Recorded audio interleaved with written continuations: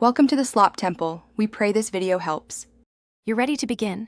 Install fresh batteries or confirm the internal battery shows charge, then press and hold the Xbox button until it lights to power on. Once done, decide how you'll connect. USB-C for immediate wired use, wireless via Xbox console for low latency, or Bluetooth for PC and mobile.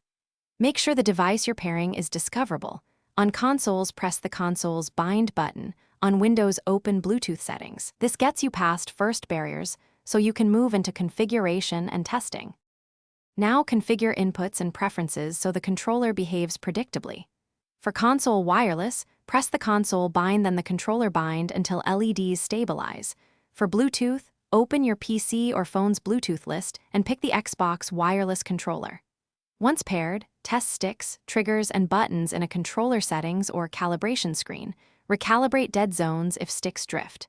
If using USB, plug in and let the system install drivers.